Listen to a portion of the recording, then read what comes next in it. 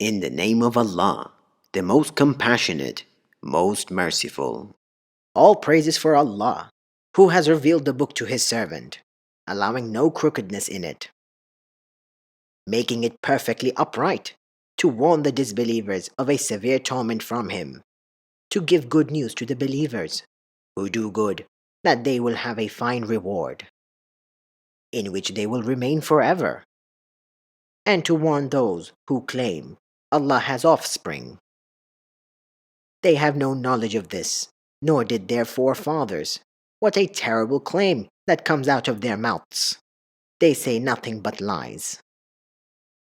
Now, perhaps you, O Prophet, will grieve yourself to death over their denial, if they continue to disbelieve in this message. We have indeed made whatever is on earth as an adornment for it, in order to test which of them is best in deeds. And we will certainly reduce whatever is on it to barren ground. Have you, O Prophet, thought that the people of the cave and the plague were the only wonders of our signs? Remember, when those youths took refuge in the cave and said, "Our Lord, grant us mercy from yourself and guide us rightly through our ordeal." So we caused them to fall into a deep sleep in the cave for many years. Then we raised them, so we may show which of the two groups would make a better estimation of the length of their stay. We relate to you, O Prophet, their story in truth. They were youths who truly believed in their Lord, and we increased them in guidance.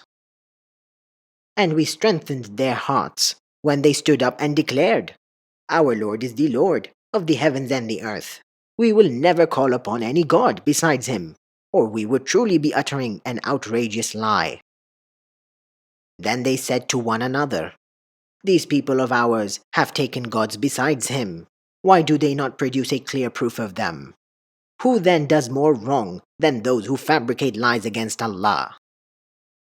Since you have distanced yourselves from them and what they worship besides Allah, take refuge in the cave. Your Lord will extend His mercy to you and accommodate you in your ordeal." And you would have seen the sun, as it rose, inclining away from their cave to the right, and as it set, declining away from them to the left, while they lay in its open space. That is one of the signs of Allah. Whoever Allah guides is truly guided, but whoever Allah leaves to stray, you will never find for them a guiding mentor. And you would have thought they were awake, though they were asleep.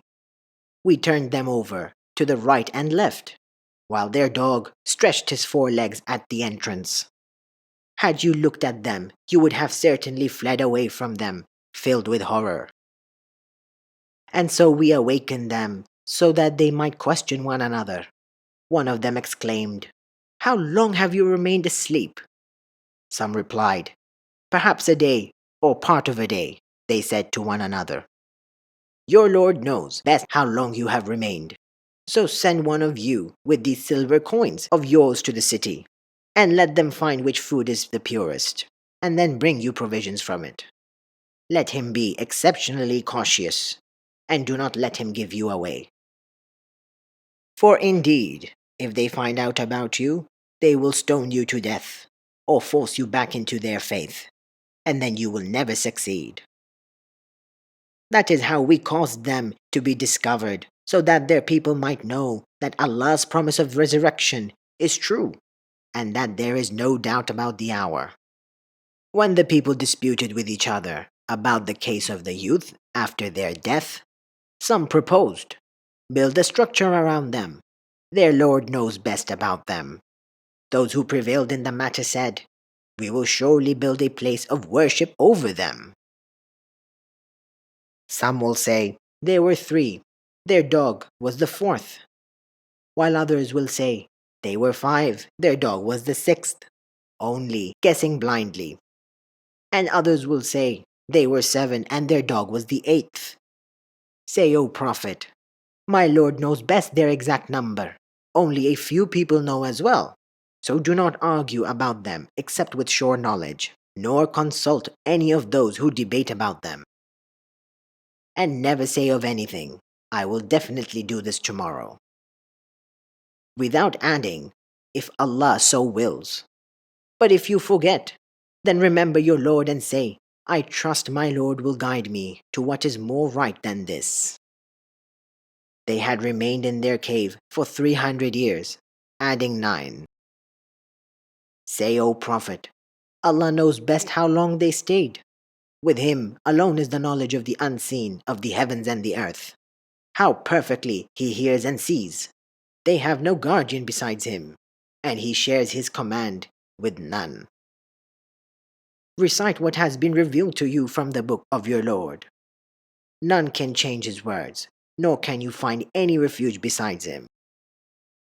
And patiently stick with those who call upon their Lord morning and evening, seeking His pleasure. Do not let your eyes look beyond them, desiring the luxuries of this worldly life. And do not obey those whose hearts we have made heedless of our remembrance, who follow only their desires, and whose state is a total loss. And say, O Prophet, this is the truth from your Lord. Whoever wills, let them believe, and whoever wills, let them disbelieve. Surely, we have prepared for the wrongdoers a fire whose walls will completely surround them. When they cry for aid, they will be aided with water like molten metal, which will burn their faces. What a horrible drink, and what a terrible place to rest. As for those who believe and do good, we certainly never deny the reward of those who are best in deeds. It is they who will have the gardens of eternity, with rivers flowing under their feet. They will be adorned with bracelets of gold, and wear green garments of fine silk and rich brocade, reclining thereon canopied couches. What a marvelous reward, and what a fabulous place to rest. Give them, O Prophet, an example of 2 men. To the disbelieving one we gave 2 gardens of grapevines, which we surrounded with palm trees, and placed various crops in between. Each garden yielded all its produce, never failing short, and we caused a river to flow between them. And he had the other resources as well, so he boasted to a poor companion of his, while conversing with him, I am greater than you in wealth and superior in manpower. And he entered his property while wronging his soul, saying, I do not think this will ever perish, nor do I think the hour will ever come. And if in fact I am returned to my Lord, I will definitely get a far better outcome than all this. His believing companion replied, while conversing with him, do you disbelieve in the one who created you from dust, then developed you from a sperm drop, then formed you into a man? But as for me, He is Allah, my Lord, and I will never associate anyone with my Lord in worship. If only you had said, upon entering your property, this is what Allah has willed. There is no power except with Allah, even though you see me inferior to you in wealth and offspring. Perhaps my Lord will grant me something better than your garden, and send drawn upon your garden and thunderbolt from the sky, turning into a barren waste. Or its water may sink into the earth, and then you will never be able to seek it out. And so all his produce was totally ruined, so he started to wring his hands for all he had spent on it. While it had collapsed on its trellises, he cried, Alas! I wish I had never associated anyone with my Lord in worship. And he had no manpower to help him against Allah, nor could he even help himself. At this time, support comes only from Allah, the true Lord. He is best in reward and best in outcome. And give them a parable of this worldly life. It is like the plants of the earth, thriving when sustained by the rain we send down from the sky. Then they soon turned into chaff scattered by the wind. And Allah is fully capable of doing all things. Wealth and children are the adornment of this worldly life, but the everlasting good deeds are far better with your Lord in reward and in hope. Be aware of the day we will blow the mountains away, and you will see the earth laid bare, and we will gather all humankind, leaving none behind. They will be presented before your Lord in rows, and the deniers will be told, "You have surely returned to us all alone, as we created you the first time, although you always claimed that we would never appoint a time for your return." And the record of deeds will be laid open, and you will see the wicked in fear of what is written in it. They will cry, "Woe to us! What kind of record is this that does not leave any sin, small or large, unlisted?"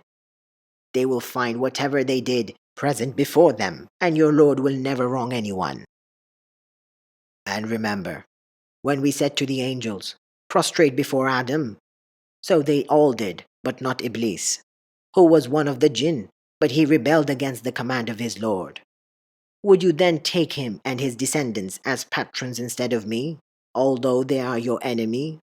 What an evil alternative for the wrongdoers to choose. I never called them to witness the creation of the heavens and the earth, or even their own creation, nor would I take the misleaders as helpers. And be aware of the day he will say, "Call upon those you claimed were my associate gods." So they will call them, but will receive no response, and we will make them all share in the same doom. The wicked will see the fire and realize that they are bound to fall into it, and will find no way to avoid it. We have surely set forth in this Quran every kind of lesson for people, but humankind is the most argumentative of all beings.